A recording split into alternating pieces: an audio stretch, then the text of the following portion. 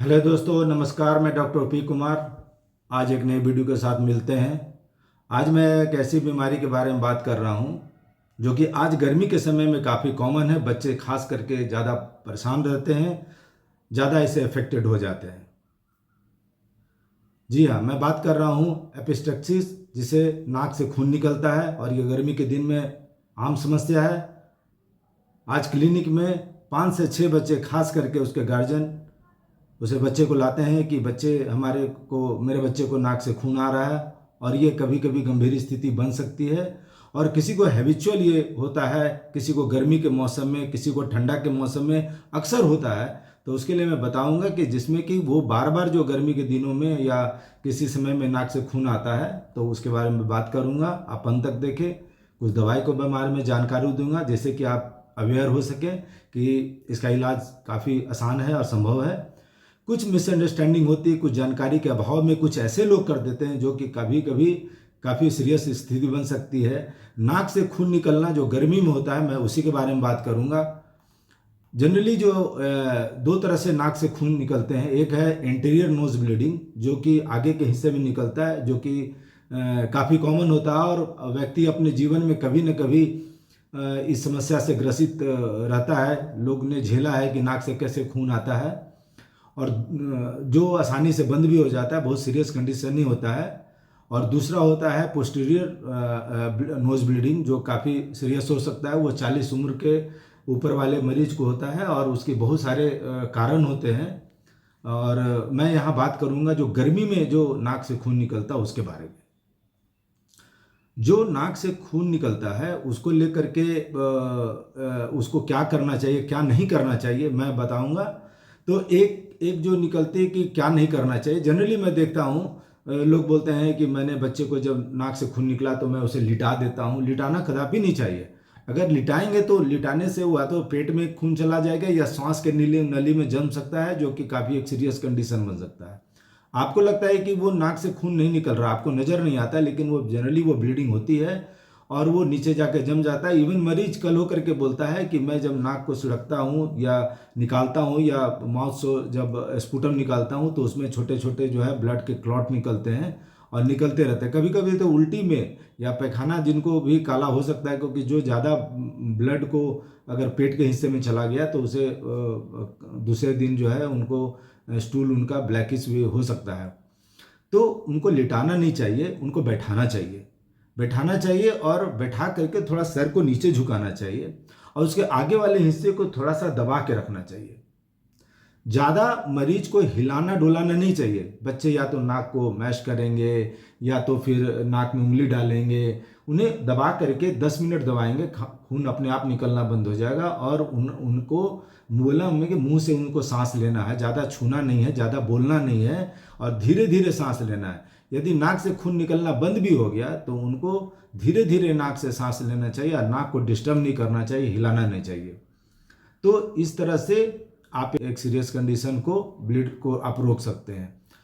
तो उसको मुंह से सांस लेना चाहिए और टॉवेल को, कोई कपड़ा में आप आइस को रख लें, बर्फ को रख लें और उसे ऊपर से लगाए थोड़ा देर, जिससे कि आसानी से नाक से खून निकलना बंद हो जाएगा। आप डायरेक्ट आइस को डायरेक्ट त्वचा में नहीं आप उसे सटाएंगे, स्पर्श नहीं करना है। और उसे बर्फ के को किसी कपड़े में रख करके नाक में 10 मिनट रखना है, जिससे कि आसानी से खून निकलना आपका बंद हो जाएगा। तो और जो 40 बरस के अगर उम्र वाले अगर कोई लोग अगर अक्सर उनको ब्लीड अगर हो रहा है तो वो अपने डॉक्टर से मिले, वो एक सीरियस कंडीशन हो सकता है। तो ये तो हुआ बात कि आपको क्या करना चाहिए, क्या नहीं करना चाहिए। कुछ दवाइयाँ होम्योपैथिक में जो काफ़ी कारगर है, जो खून को आसानी से बंद कर देता है। जिसमें अगर नाक में अगर चोट लग गया तो नाक को यदि डिस्टर्ब कर दिया, अगर उसके वजह से चोट लग गया, तो अर्निका माउंट 30 आप दिन भर में 3 बार दें, जिसके वजह से जो है नाक से खून निकलना बंद हो जाएगा चोट लगने की वजह से। होम्योपैथिक में हर कारण का एक स्पेसिफिक कोई अलग अलग दवाओं का, अलग अलग लक्षणों का अलग अलग दवाइयाँ हैं, जिसके जिसके वजह से वो नाक से खून निकलना बंद होता है। अगर मुंह धोने से, चेहरा धोने से यदि नाक से खून निकल रहा हो तो अमोनियम कार्ब 30 उसमें चलेगा, 4 गोली 3 बार।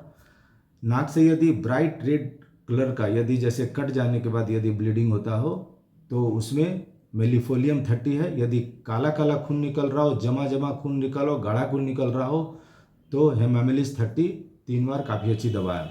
यदि सर्दी जुकाम हो गया हो, सर्दी हो रहा हो और सर्दी काफ़ी हो रहा हो और जिसके वजह से अगर नाक से खून निकल गया हो तो इपिकाक 30 काफ़ी अच्छी दवा है। खास करके गर्मी के दिनों में, यदि धूप में या गर्मी के दिनों में गर्मी लग रहा हो, गर्मी में अक्सर जिसको अगर नाक से खून निकल रहा हो तो क्रोकस सेटाइवा ये काफ़ी अच्छी और स्पेसिफिक मेडिसिन है।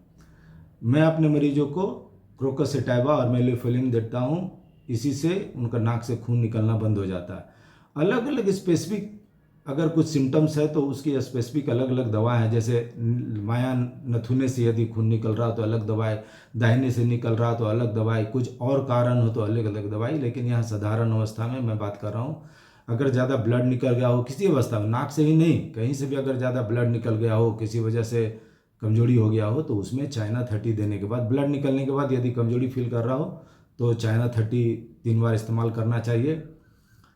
अगर नवजात शिशु को या बच्चे को, यदि नवजात शिशु है या बच्चे को अगर खून निकल रहा हो तो साइलिसिया 30 1 डोज देते हैं और साथ में मेलिफोलियम देते हैं, उससे उनका नाक से खून निकलना बंद हो जाता है।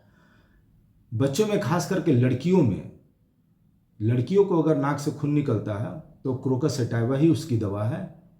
और अगर क्रॉनिक बार बार नाकसीर हो जाता हो, क्रॉनिक अगर हो गया हो तो ब्राउनिया एल्ब 200 सप्ताह में देते हैं और साथ में कुछ खून रोकने की दवा देते हैं, तो बार बार जो नाक से खून निकलता है उसकी समस्या दूर हो जाती है।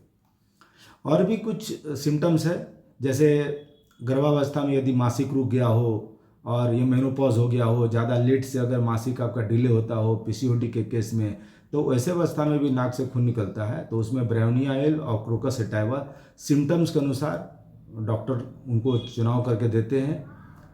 एक और देखते जनरली कि दिन में नहीं होगा नाक से खून निकलेगा, लेकिन रात में जब सोता है तो नाक से खून निकलना चालू हो जाता है। पेशेंट को पता चलता है जब गले में उसका खून जाता है, तो उसमें मर्कशोल और ब्राउनिया एल्ब उसकी मुख्य दवा है, जो कि सिम्टम्स के अनुसार एक डॉक्टर ही प्रिस्क्राइब कर सकते हैं।